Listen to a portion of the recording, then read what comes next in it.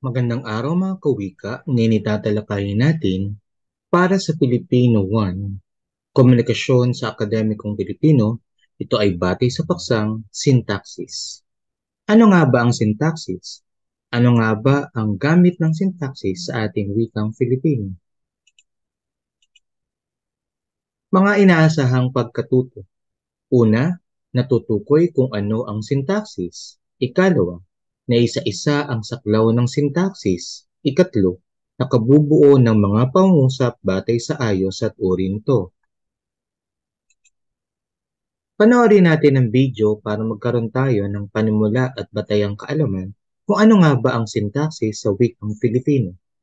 Itala natin ang mga mahalagang impormasyon at mamaya meron tayong mga gabay na tanong. Panoorin natin ang video.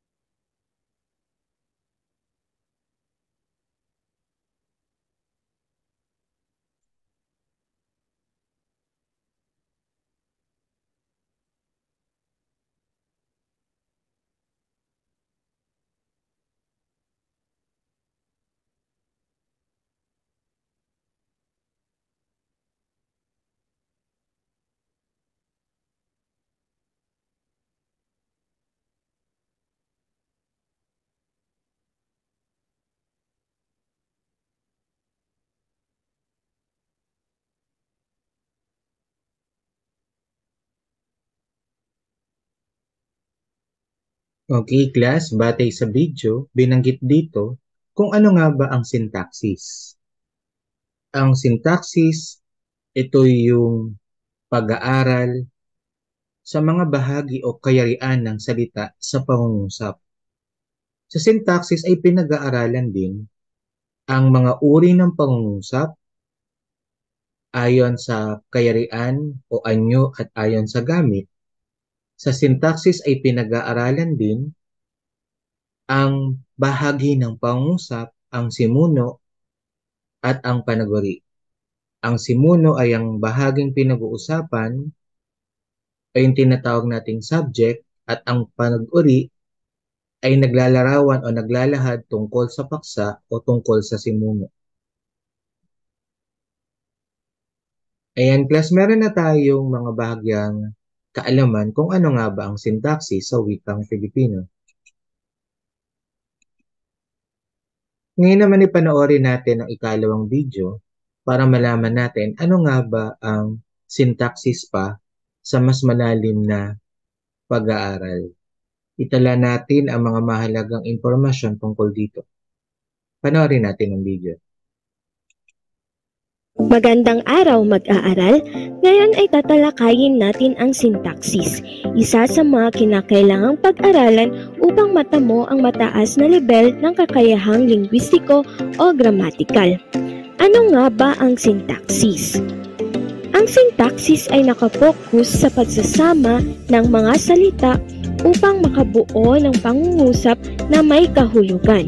Sa madaling salita, ito ay pag-aaral sa istruktura ng pangungusap.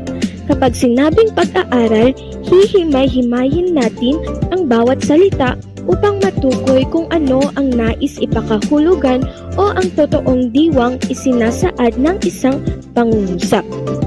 Bago tayo magpatuloy, alamin muna natin ang kahulugan ng pangungusap. Ang pangungusap ay lipon ng mga salita na nagpapahayag ng buong diwa. Halimbawa, ang aming guro ay maganda.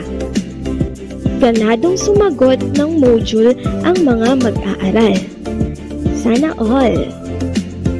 Ngayon natukoy na natin ang kahulugan ng pangungusap, dumako na tayo sa dalawang bahagi nito. Ito ay ang simuno at panaguri. Kapag sinabi nating simuno, ito ang paksang pinag-uusapan sa pangungusap, at kapag sinabi naman nating panaguri, ito ay tumutukoy sa paksang pinag-uusapan. Karaniwang nakikita sa panaguri ang mga salitang kilos o pandiwa o mga pang-uri at iba pa. Suriin natin ang mga halimbawa. Ang mga estudyante ay masayang nag-aaral sa asignaturang Filipino. Nasaan ang simuno? Tama ang mga estudyante. Bakit? Sapagkat sila ang pinag-uusapan sa pangungusap. Nasaan naman ang buong panaguri? Masayang nag-aaral sa asignaturang Filipino. Ano ang ginagawa ng mga estudyante? Masayang nag-aaral. Mahusay. Laging tandaan, ang simuno ang paksa na pinag-uusapan sa pangungusap o sa Ingles ay subject. Ang panaguri naman ay tumutukoy sa simuno o sa Ingles ay predicate. Nais kong kayo naman ang sumagot sa susunod na halimbawa.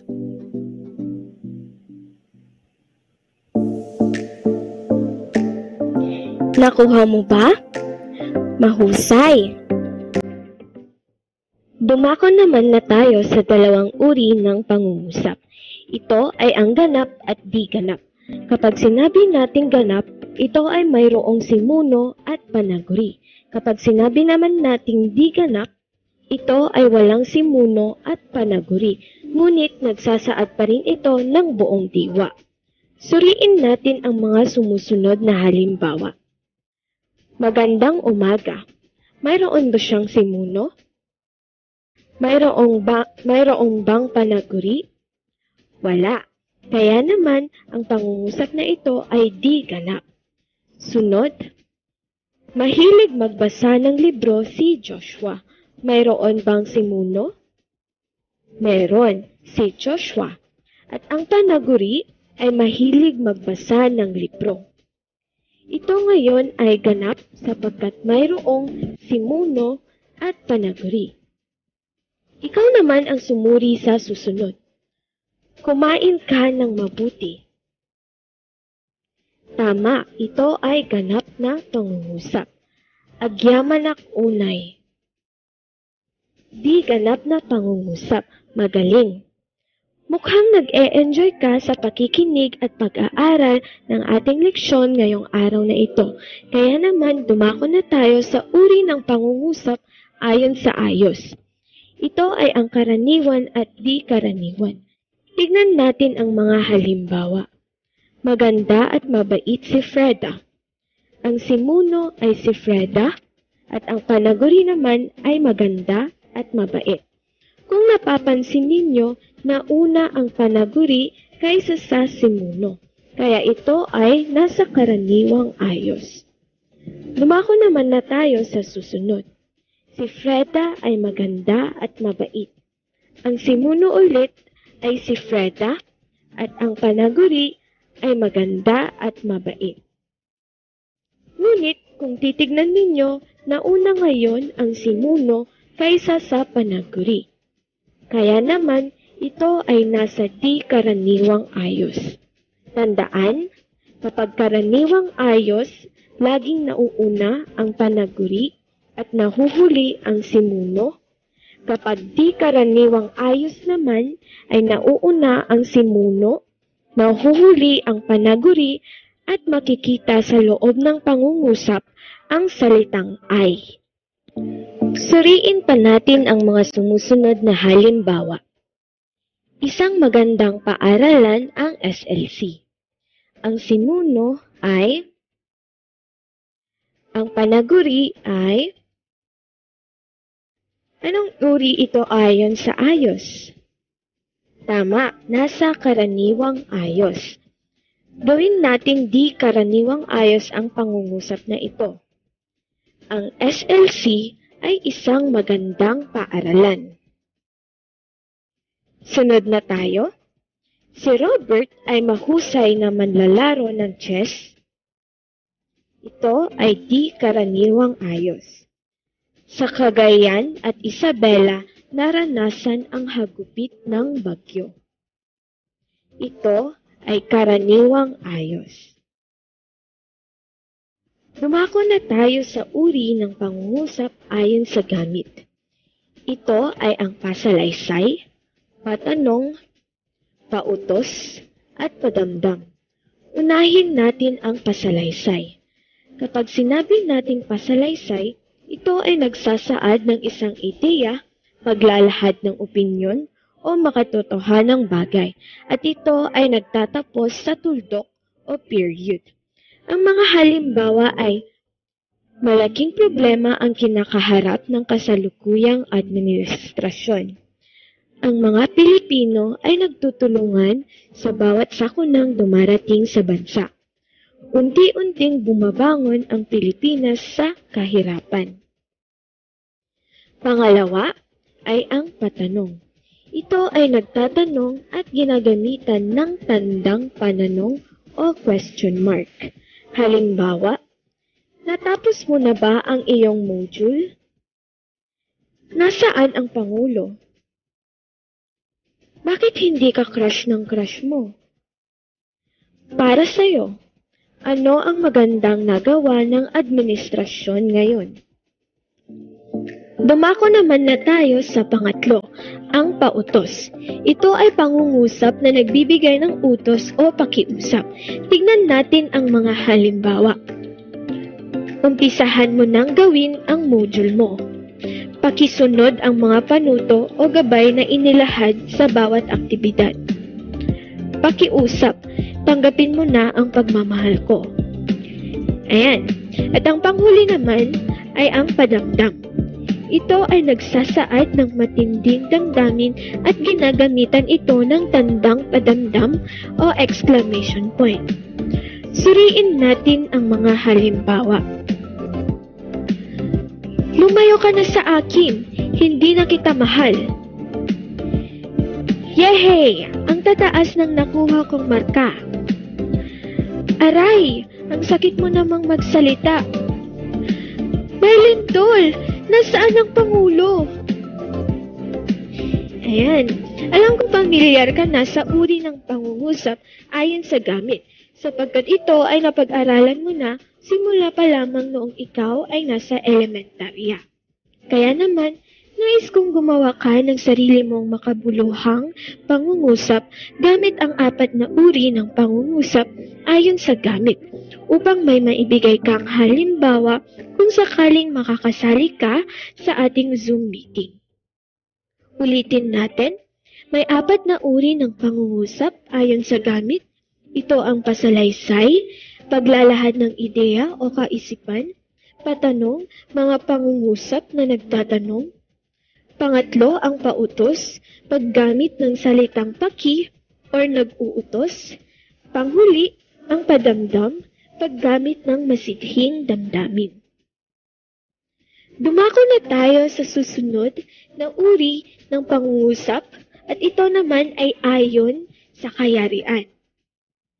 Payak, tambalan, hugnayan, at langkapan. Unahin natin ang payak o sa Ingles ay simple sentence. Ang payak ay nagpapahayag ng buong diwa o kaisipan. Kapag sinabi nating buong diwa, ay nasa ganap na uri tayo ng pangungusap, na kung saan mayroon siyang simuno at panaguri. Ma'am, paano naman po yung di ganap na uri ng pangungusap? Kasali ba rin ba siya sa payak? Opo, kasali pa rin siya sa payak na uri ng pangungusap ayon sa kayarian. Ngayon, mayroon itong 4 na uri. Umpisahan natin sa una, isang simuno plus isang panaguri. Halimbawa, si Neneng ay kumakain. Ang simuno ay si Neneng at ang panaguri ay kumakain.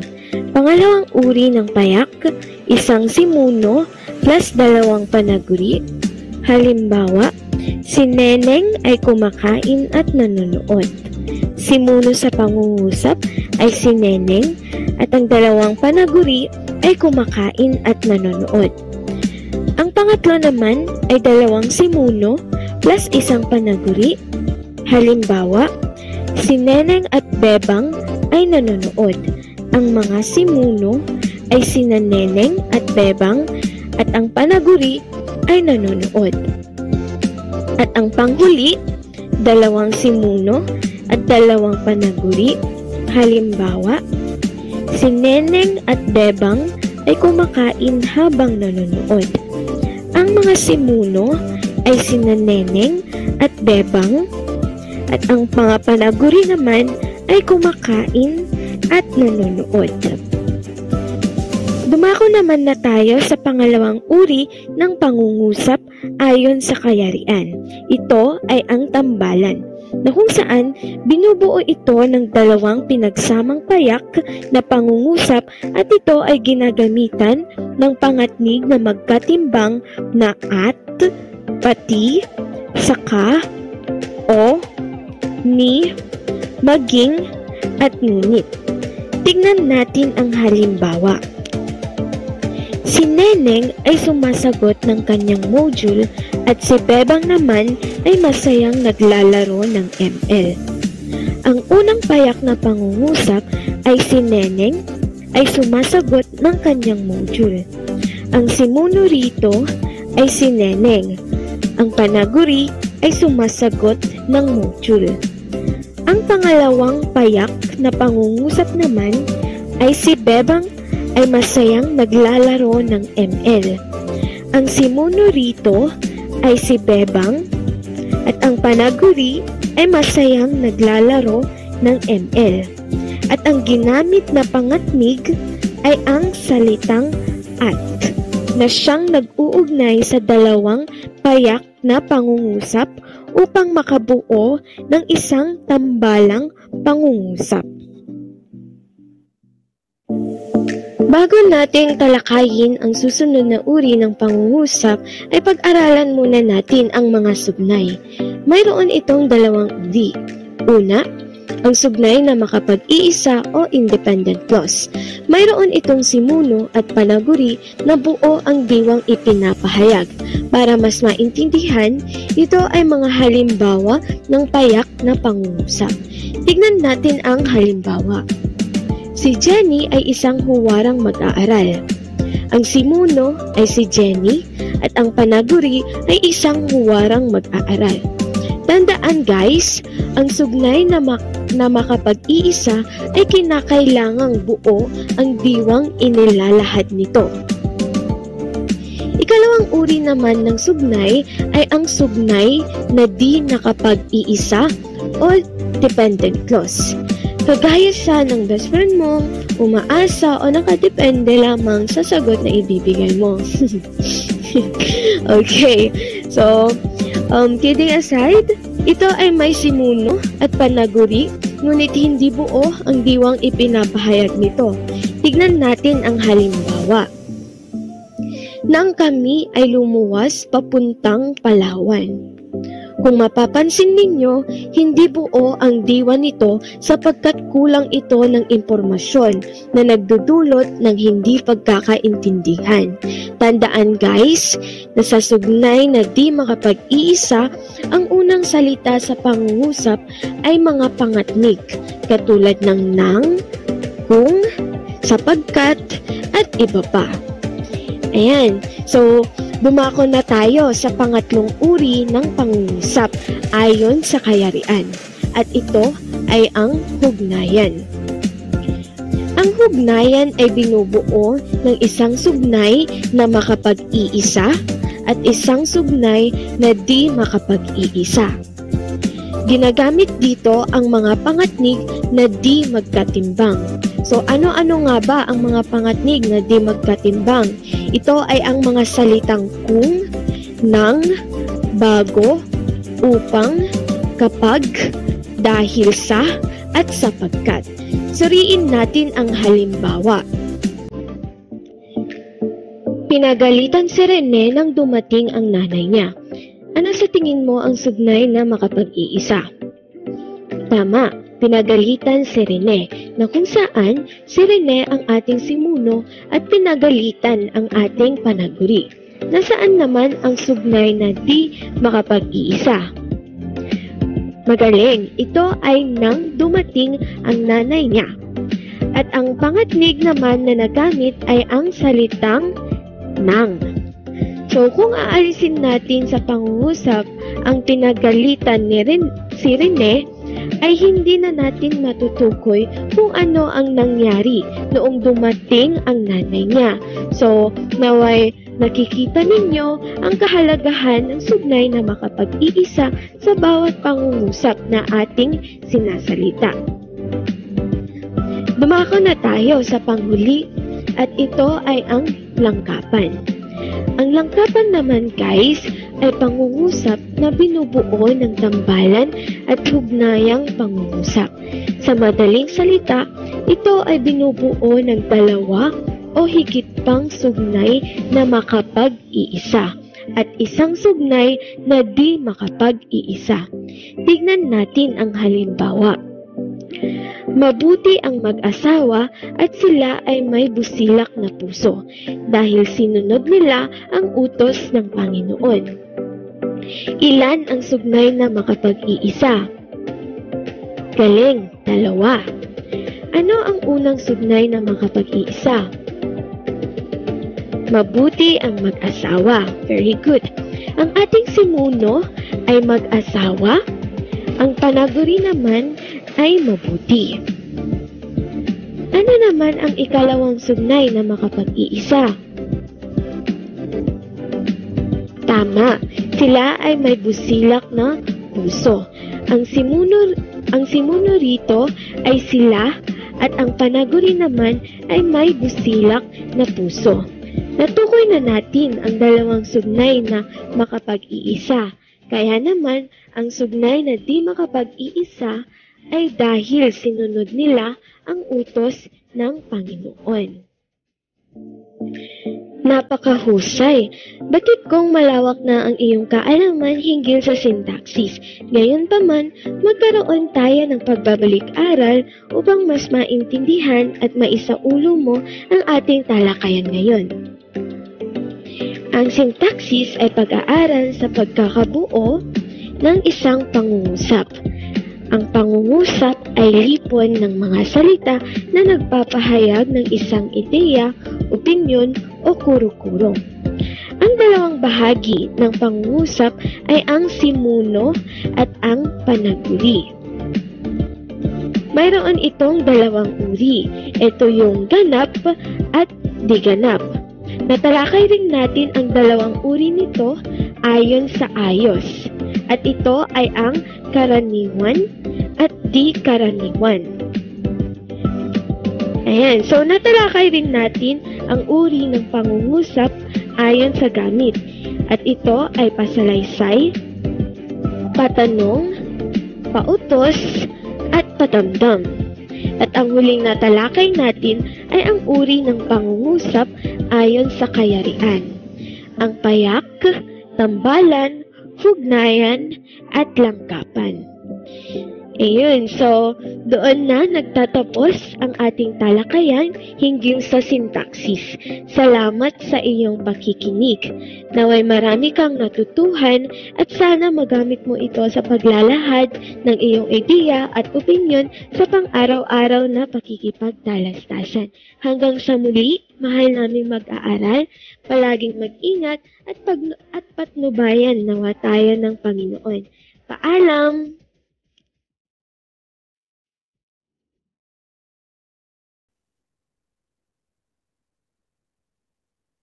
Okay class, natalakay dito ang komprehensibong pagtalakay patungkol sa sintaksis. Kapag sinabi nating sintaksis, ito ay pag-aaral sa estruktura o kayarian ng mga pangungusap. Ito yung paghihimay-himay ng mga salita na maaring bumuo sa pangungusap. Kapag sinabi nating uri ng pangungusap, ito ay binubuo ng ganap at di ganap. Kapag ganap, ito ay may simuno at may panaguri, may buong diwa. Kapag di ganap, ay walang buong diwa o kaisipan. Maaring simuno lamang o maaring panaguri lamang. Meron din tayong dalawang bahagi ng pangungusap. Ito ang simuno o paksa o subject. Ito yung bahaging pinag-uusapan sa pangungusap. At meron din tayong panaguri o yung tinatawag nating predicate sa English. Ito yung naglalarawan, ito yung naglalahad patungkol sa paksa. Ibig sabihin lamang sa panaguri, ito ay nagpapatungkol kung ano nga ba ang inilalahad na simuno o paksa sa pangungusap. Meron din tayong ayos ng pangungusap. Meron tayong karaniwan at di karaniwang ayos. Kapag karaniwang ayos, ito ay sinisimulan ng panaguri, nasa unahan ng panaguri at nasa hulihan ang simuno o paksa. Kapag ito ay di karaniwang ayos, nasa unahan ang simuno o paksa o yung subject at nasa hulian ang panaguri or predicate. Malaman natin na ang panaguri ay nasa hulihan kapag ito ay may pangawing na ay sa gitna. Kaya ito ay di karaniwang ayos ng pangungusap. Tinalakay din dito yung pangungusap, uri ng pangungusap ayon sa gamit. Meron tayong pasalaysay o paturol na nagtatapos sa tuldok. Meron tayong pautos na nagsasaad ng pag-uutos at pakiusap. Meron tayong patanong na nagsasaad ng tanong or nagtatapos sa tandang patanong. At meron tayong padamdam na nagsasaad ng damdamin at nagtatapos sa tandang padamdam. Tinalakay din natin sa sintaksis o tinalakay din dito ang uri ng pangungusap ayon sa kayarian. Ayon sa kayarian, meron tayong payak, meron tayong tambalan, meron tayong hugnayan, at meron tayong langkapan. Kapag payak, ito ay maaaring binubuo ng isang buong kaisipan lamang. Sa payak, pwedeng binubuo ng isang simuno, isang panaguri, maaring dalawang simuno, isang panaguri, o maaring dalawang simuno, dalawang panaguri, o maaring isang simuno, dalawang panaguri, na may iisang diwa lamang or kaisipan. Kapag ito ay tambalan, ito ay binubuo ng dalawang payak na pangungusap na pinagigitnaan ng mga pangatnig na magkatimbang. At ang sumunod ay ang hugnayan. Ito ay binubuo ng sugnay na makapag-iisa at isang sugnay na di makapag-iisa. At kapag ito naman ay langkapan, ito ay binubuo ng dalawang payak na pangungusap o tambalan o isang hugnayan o isang sugnay na di makapag-iisa. Tinalakay din dito kung ano nga ba ang pangungusap. Ang pangungusap ay lipon ng mga salita na may buong diwa o kaisipan.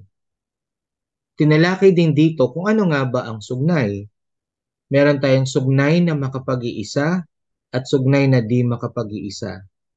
Sa sugnay na makapag-iisa, ito yung sugnay na maaring makatayo o yung tinatawag natin na independent clause na may buong diwa o kaisipan.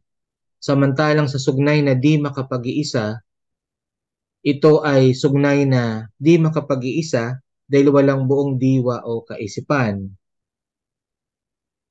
Ayan, natalakay na natin mula sa video na pagbalik-aralan na natin kung ano nga ba ang sintaksis, ano nga ba ang pangungusap ang sugnay, uri ng pangungusap ganap at di ganap, uri ng pangungusap ayon sa gamit, uri ng pangungusap ayon sa kayarian, at tinalakay din natin ang dalawang bahagi ng pangungusap, ang simuno o paksa at ang panaguri. Magandang araw mag-aaral. Ngayon Ngayon naman ay talakayin natin kung ano nga ba ang sintaksis. Ang sintaksis ay kombinasyon ng mga salita upang makabuo ng mga parirala at ang pagsasama-sama ng mga parirala upang ito ay makabuo ng pangungusap. Ibig sabihin lamang sa sintaksis, hinihimay-himay natin ang mga salita para makabuo tayo ng pangungusap. Sa naunang video ay tinalakay kung ano nga ba ang uri ng parirala. Meron tayong pariralang pangalan, meron tayong pariralang panghalip, meron tayong pariralang pang-uri, meron tayong pariralang pang-abay, meron tayong pariralang pang-ukol. Ibig sabihin lamang sa sintaksis ay maaari nating mapag-aralan kung ano nga ba ang mga bahagi ng pangungusap at paano nga ba nabubuo ang kayarian nito. Ano nga ba ang pangungusap? Ang pangungusap ay ang kalipunan o lipon ng mga salitang nagsasaad ng isang buong diwa. Ito ay may patapos sa himig sa dulo na nagsasaad ng diwa o kaisipang nais niyang ipaabot. Ito ay tinatawag na sentence sa wikang Ingles. Tinalakay sa ikalawang video kung ano nga ba ang uri ng pangungusap na ganap at di ganap. Kapag ganap ang pangungusap, meron itong simuno o paksa at panaguri. Kapag di ganap, maaring ang pangungusap ay walang buong diwa o kaisipan dahil maaring ito ay binubuo lamang ng maaring simuno o kaya naman ay ito ay binubuo lamang ng maaring panaguri at walang buong diwa o kaisipan. Meron tayong dalawang bahagi ng pangungusap. Una, ang simuno o paksa. Subject sa wikang Ingles ito, ang simuno o paksa, ito yung bahaging pinag-uusapan or pinagtutuunan ng pansin sa loob ng pangungusap. Ang paksa o simuno ay maaring gumaganap ng kilos o pinagtutuunan ng diwang isinasaad sa pandiwa at ganapan ng kilos ng pandiwa. Kaya pag sinabi nating simuno o paksa, ito ay bahaging pinag-uusapan sa pangungusap. Maaari natin makilala kung anong bahagi ang simuno dahil ito ay nagsisimula sa ang or ang mga o maaring ito ay nagsisimula sa mga pantukoy na si, sina. Ikalawa ay ang panaguri, predicate sa wikang Ingles. Ang panaguri ay bahagi ng pangungusap na nagbibigay ng kaalaman o impormasyon tungkol sa paksa. Ito ay naglalahad ng mga bagay hinggil sa simuno o paksa. Halimbawa, siya ay maganda. Ang siya ay ang simuno at ang maganda naman ay ang panaguri. Sa panaguri, maaari natin itong malaman kapag may ay o pangawing na ay sa pangungusap, ang panaguri ay nasa dulo. Pero kapag walang ay, ang panaguri ay nasa unahan at ang simuno o paksa ay nasa hulihan. Para naman sa ayos ng pangungusap, meron tayong dalawang ayos ng pangungusap. Una ang karaniwang ayos at ikalawa ang di karaniwang ayos. Para sa karaniwang ayos ng pangungusap, kapag nauuna ang panaguri at nasa hulihan ang simuno o paksa ng pangungusap, ibig sabihin lamang ang panaguri ang nasa unahan ng pangungusap at nasa hulihan naman ang simuno o paksa ng pangungusap. Halimbawa, masipag na bata siya. Masipag na bata, ito ang panaguri. Ang siya naman ay ang simuno o paksa ng pangungusap. Sa di karaniwang ayos naman, kapag nasa unahan ang simuno o paksa, lantad ang pangawing na ay at nasa hulihan ang panaguri. Ibig sabihin lamang sa di karaniwang ayos, nauna ang simuno o paksa, lantad ang pangawing na ay at nasa hulihan ang panaguri ng pangungusap. Halimbawa, siya ay masipag na bata. Ang siya ay ang bahagi ng simuno o paksa sa pangungusap. Masipag na bata, ito naman ang bahagi ng panaguri sa pangungusap.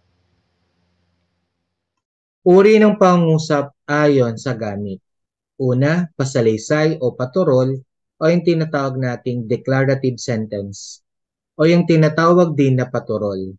Ito ay ang pangungusap na nagsasalaysay at nagtatapos sa isang tuldok.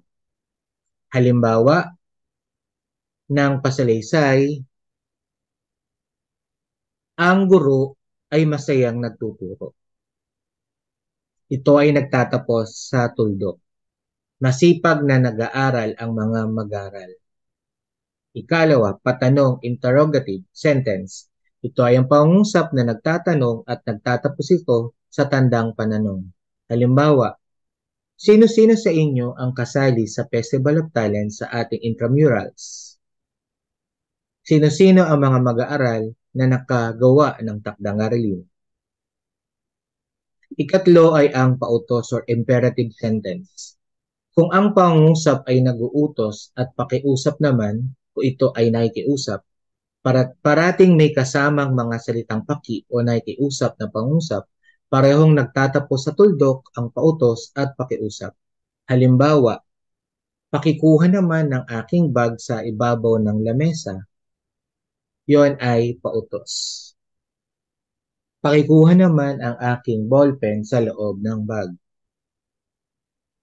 Kaapat ay padamdam o exclamatory sentence. Ito ay pangungusap na nagsasaad ng matinding damdamin at nagtatapos ito sa tandang padamdam.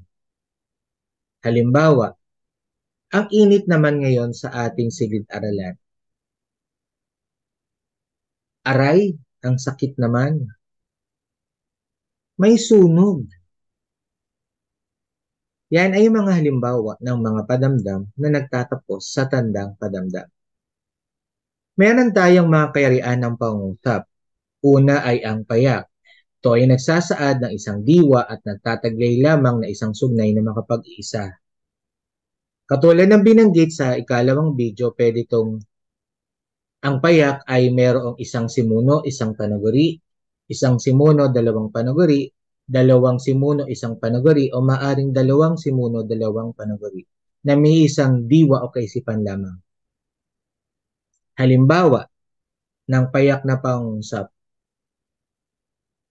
Ang mga mag-aaral ay masayang nag-aaral. Ang guro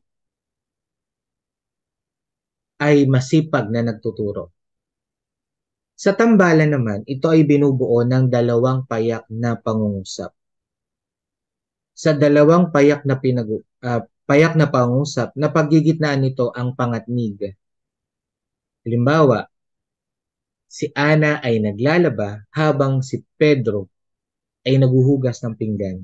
Ito ay tambalan dahil ito ay binubuo ng dalawang payak na pangungusap at napagigitnaan naman ng pangatnig na habang.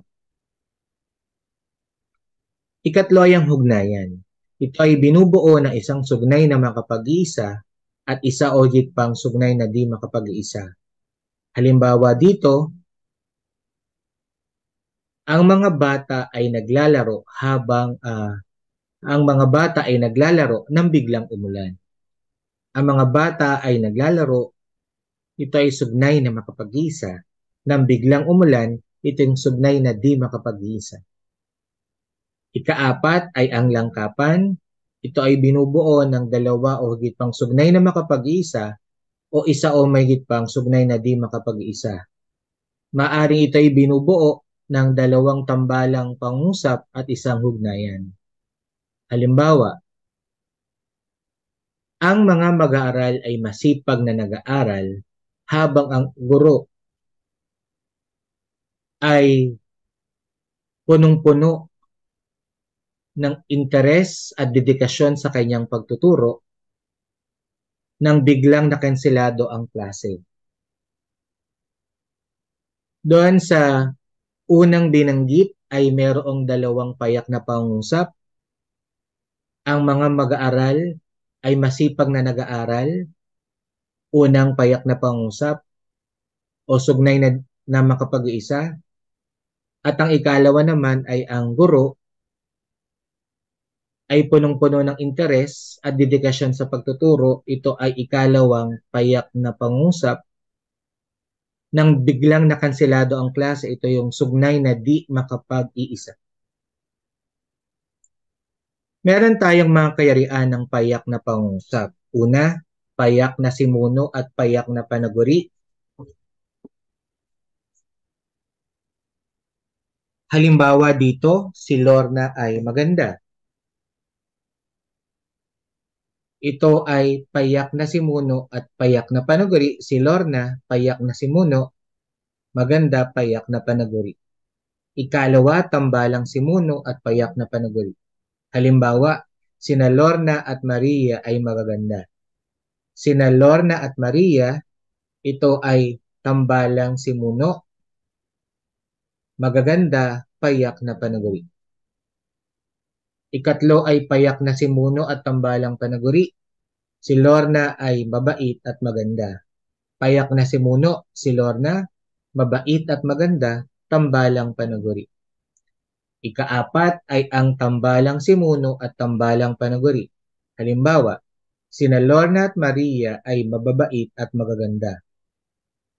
Sina Lorna at Maria, tambalang simuno, mababait at magaganda, tambalang panaguri. Ikalima, isang sambitla na may patapos na himig sa dulo. Ito yung mga tinatawag nating pangungusap na walang paksa. Halimbawa, umuulan, sunog. At para sa inyong individual na gawain, una, bumuo ng tigli-5 pangungusap sa mga sumusunod. Una ay ang ayos ng pangungusap. Ito ay binubuo ng karaniwan at di karaniwang ayos. Ikalawa ay uri ng pangungusap ayon sa kayarian. Ito ay payak, tambalan, hugnayan at langkapan. Ikatlo ay ang uri ng pangungusap ayon sa gamit. Pasalaysay o paturol, patanong, pautos at padamdam. Maraming salamat sa inyong pakikinig. Hanggang sa muli kawika, paalam. Disclaimer lamang po, hindi akin ang mga ginamit kong video. Kaya maraming salamat sa may-ari ng video dahil natapos ang aming klase para sa araw na ito. Maraming salamat at God bless po.